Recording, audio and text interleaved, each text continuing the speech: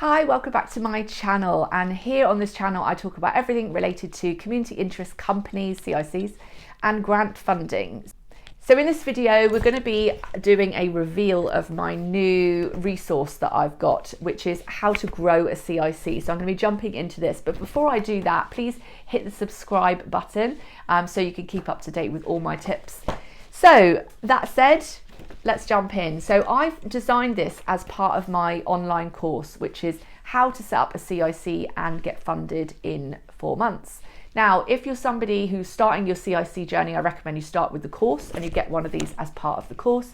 But if you're someone that's already got your CIC, you can also get hold of this through my website. So with this resource, I have designed this because I have 10 years experience now of running CICs, helping other people run their CICs and start.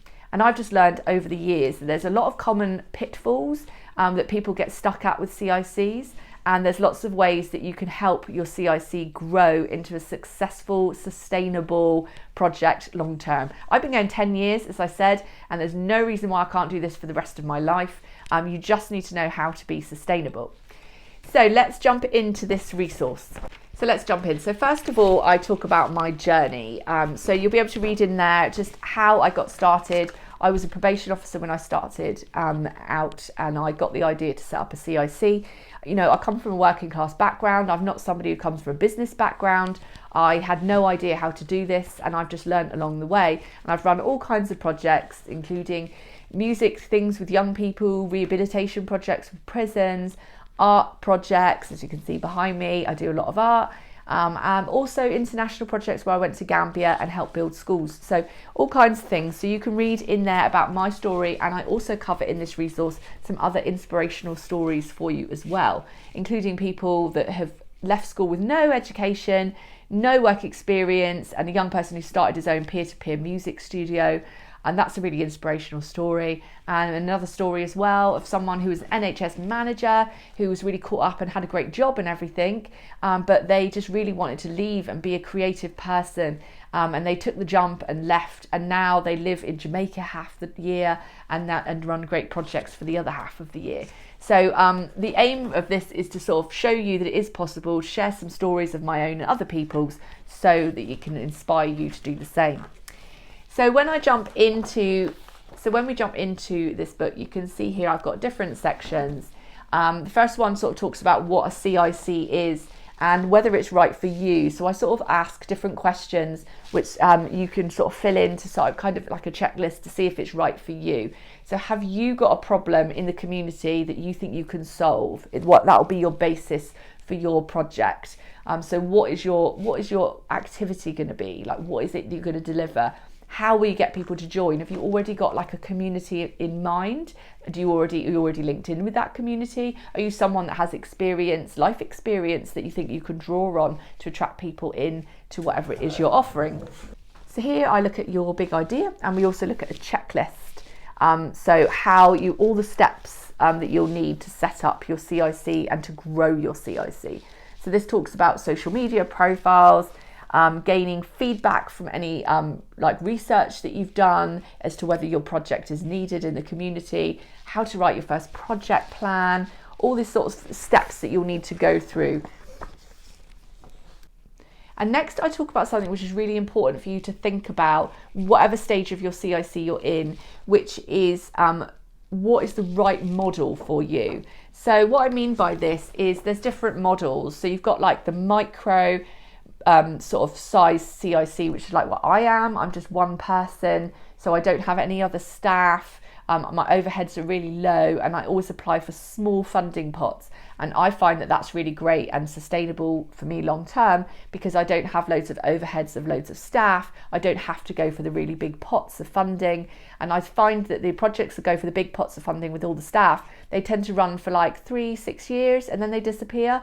So I find a micro size, it works for me. But you know, what is it that you think that you would like to go for? Or would you like to go for a small or a medium size CIC where you've got a mixture of some small parts, but you're getting in a decent amount of money so you can afford some other staff? Or you go for the large one, which is a larger project running for a few years. So whatever you choose, I just look So whatever you choose, you know, you need to think about what your lifestyle is that you want. I mean, I find it quite stressful managing staff, so that's not really something that I'd want to do, but that might be something that you know, you're comfortable with. So I like to work, you know, part-time as well. So I run projects that are sort of shorter and easier to manage. I don't run something that's like is going to be a full-time job. So you want to think about your lifestyle, balancing your family, your hobbies, what you want.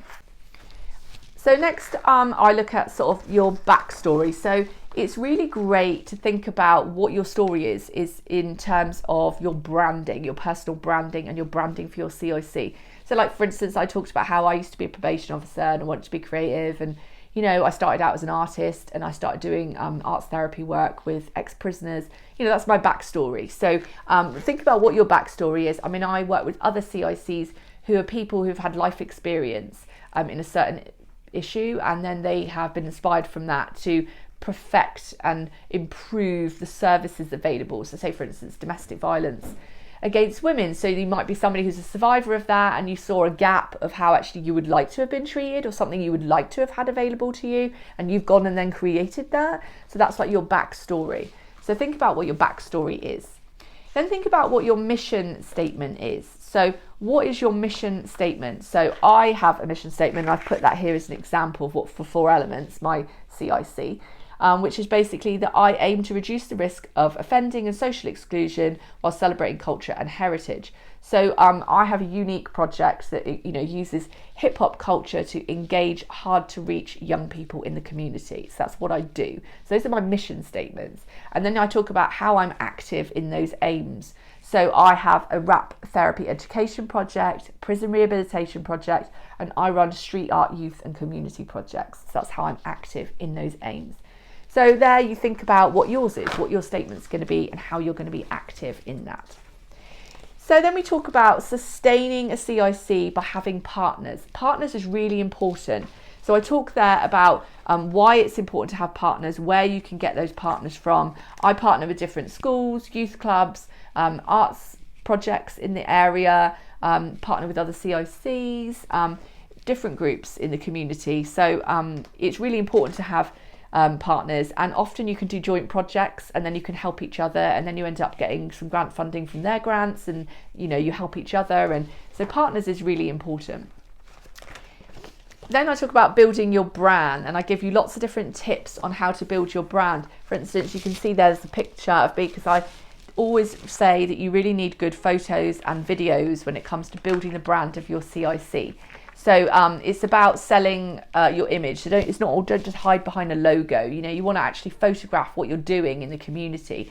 And if you need to anonymise people, in you know, say you're working with young people or vulnerable people who don't give their consent to photos, you know, you can still do lots of different photos with hands, or with cut off heads, or just with the products that you're producing. So make sure you do lots of photos of your projects. It's a really great way to build up an image of your CIC that you're doing great work in the community.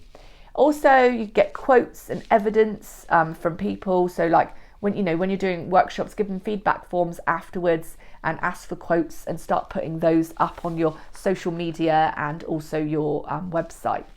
And also, again, with social media, you know, post regularly. That's really important for your, for your sustainability, to get yourself out there. I also think doing local media, whenever I do some local media, I always get people contacting me saying, oh, could you run a workshop? Could you do this? Could you do that? So it's a great way to build your brand, is to get yourself out there, social media, mainstream media, all those types of things.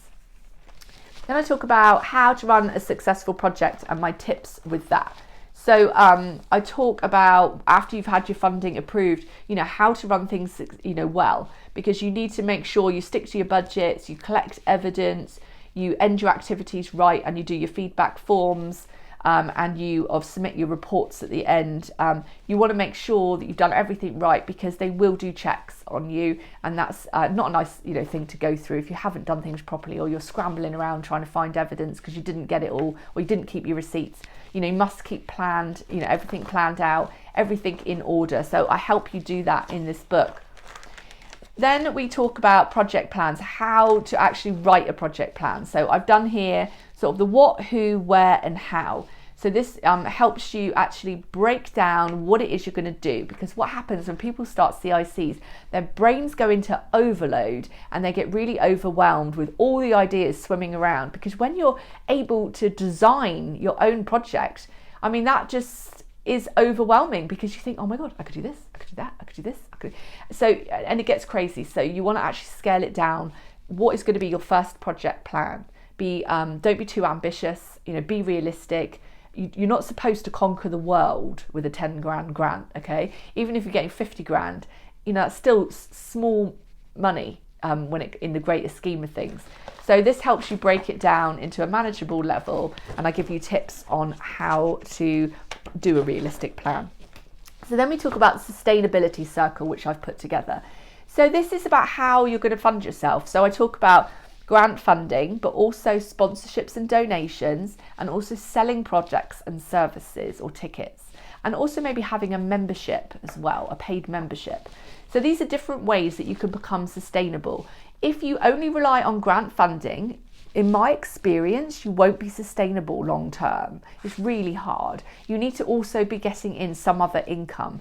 So you need to be selling your service, like selling your workshop, or having a group of people that pay and come every week or something, and they give you some contribution. Even if it's small, even if it's say 20% of your income comes from elsewhere and 80% is grant funding, that will still really help you be sustainable, because there will be times where you'll have gaps in funding. So you'll run a project, it'll finish, you'll be applying for the next one, and there's a gap in between. And you don't want to be sitting around twiddling your thumbs. You want to make sure that you've got some income in that down period so that you can sustain yourself. So here I've got funding plans and budget plans, and help you do that. And I also talk about, paying yourself correctly, which I talk about a lot on this channel. So do watch some of the other ones on that, how to make sure you pay yourself correctly. So the next, I talk about an impact. What is your impact statement? How are you going to have impact? Like, what do you want to do in your community? Why is your project worth funding? So think about your impact. So I've done lots of things which have great impact, and I talk about those in this book. I just want you to think about how your activities can directly benefit the community. Who are they going to be benefiting? And also, do they want it? So what difference your project will make, and also what difference it will make, not just to the people who engage with it, but also the wider community. What's the long-term impact? If you're steering somebody away from school exclusion, then the long-term impact is there, that the person will stay in school, they'll be able to get a job afterwards because they've stayed in school. You'll drastically reduce their risk of going to prison, all those sorts of things. So that's a long-term impact that has a benefit on the whole community, because it reduces crime and it helps create a sustainable, safe community. And then lastly, I talk about your 10-year plan, how you can sort of structure things out to make sure you're sustainable long-term by planning things in a realistic, organised way, so you know how you're going to grow over the next 10 years. So that's that resource. So if you want to grab a copy of those, just jump over to my website and message me.